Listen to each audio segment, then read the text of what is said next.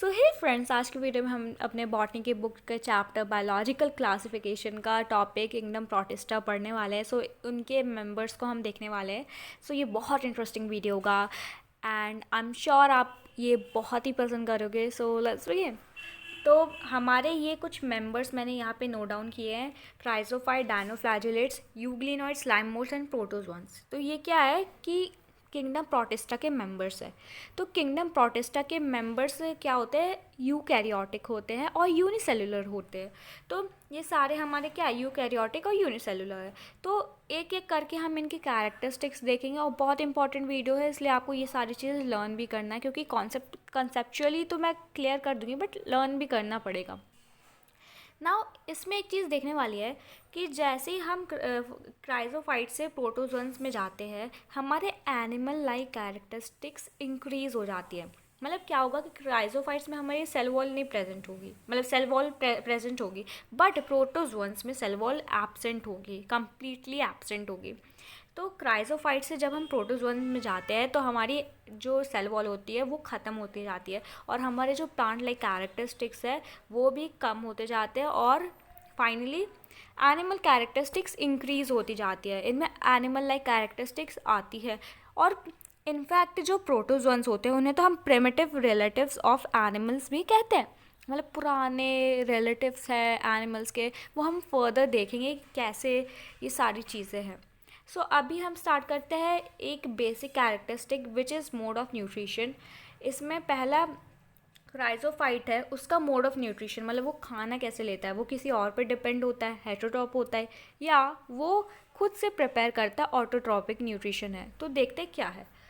ये जो क्राइजोफाइट्स होते हैं वैसे तो ये मिक्सोट्रॉपिक न्यूट्रिशन भी परफॉर्म कर लेते हैं, बट जो मेजरली होते हैं वो होते हैं ऑटोट्रॉपिक मोड होता है न्यूट्रिशन का, वो होता है फोटोसिंथेटिक। मतलब मेजरली क्या होते हैं, जो क्राइजोफाइट्स होते हैं वो फोटोसिंथेटिक होते हैं और वो फोटोसिंथेसिस परफॉर्म करते हैं।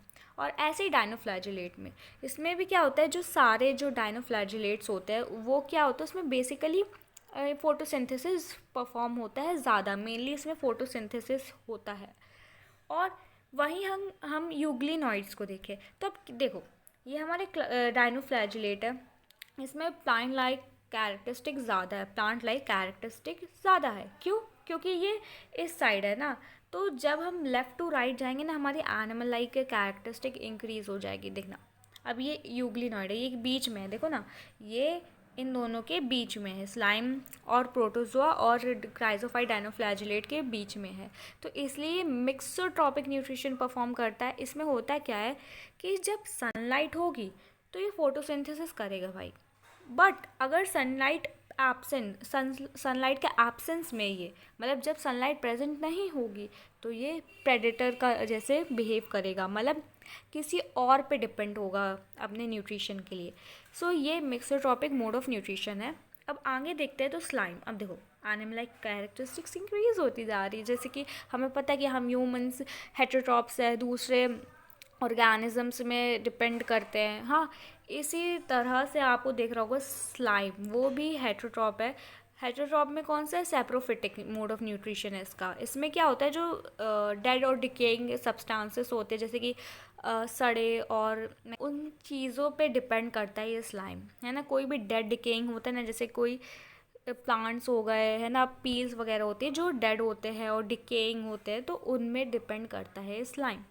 और प्रोटोजोआ, प्रोटोजोआ क्या होते हैं, जैसे मैंने कहा था प्रिमिटिव रिलेटिव होते हैं ह्यूमन एनिमल्स के। तो ये क्या होते हैं, हेटेरोट्रॉप्स होते हैं, बट ये मोस्टली क्या होते हैं, पैरासिटिक होते हैं। मतलब ये दूसरों के ऊपर या अंदर, है ना, उनका न्यूट्रिशन अब्जॉर्ब करते हैं। सो पैरासाइट्स में अभी मैं अच्छे से उसकी डेफिनेशन भी बताऊंगी। सो अब नेक्स्ट कैरेक्टरिस्टिक देखते हैं।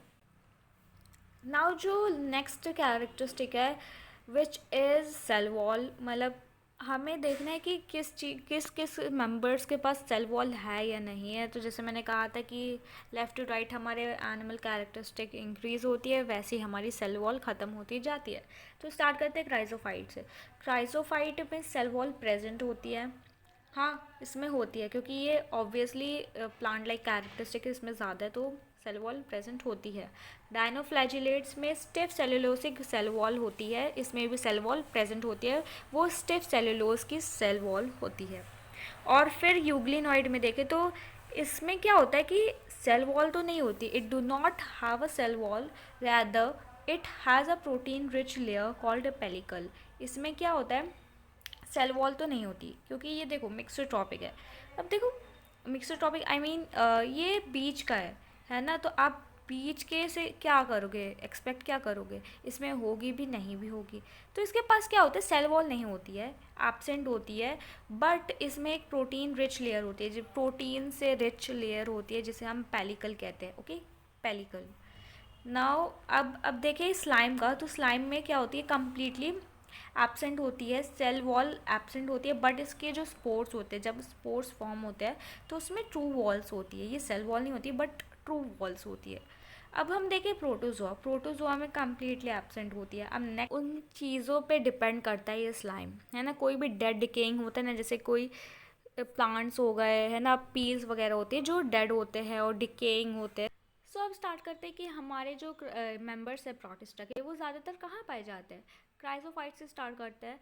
मरीन और फ्रेश वाटर में क्राइजोफाइट्स हमारे पाए जाते हैं। इसका मतलब क्या है, मरीन इन्वायरमेंट कौन से होते हैं, जैसे ओशन हो गए, सी, जो ज़्यादा सॉल्टी वाटर होता है वहाँ पे हमारे क्राइजोफाइट देखने को मिलता है, और फ्रेश वाटर में भी देखने को मिलता है। और जो डायनोफ्लैजिलेट होते हैं वो मोस्टली मरीन होते हैं, जैसे क्राइजोफाइट तो फ्रेश वाटर में भी होता है, बट डायनोफ्लैजिलेट मोस्टली मरीन होते हैं।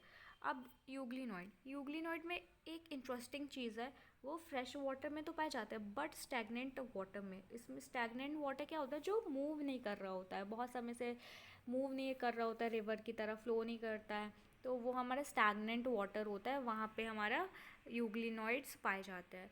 अब देखिए स्लाइम, स्लाइम हमारे डेड और डिकेइंग मैटर में, जैसे मैंने बताया था कि जो सड़े मैटर होता है, सब्सटेंसेस होते हैं, जैसे कि वेजिटेबल पील्स और डेड प्लांट्स एंड एनिमल्स, वहाँ पे हमारे स्लाइम पाए जाते हैं, क्योंकि ये सैप्रोफिटिक होते हैं, इनका मोड ऑफ न्यूट्रिशन ही मतलब सैप्रोफिटिक है, तो ये डेरोडिकिंग मैटर में पाए जाते हैं। और प्रोटोजोआ वेरियस जगहों में पाए जाते हैं, इनफैक्ट ये बहुत डिजीज़ भी कॉज करते हैं। So that's it for now, next video जल्दी आने वाला है, तो लाइक करिए and subscribe. Bye bye for now.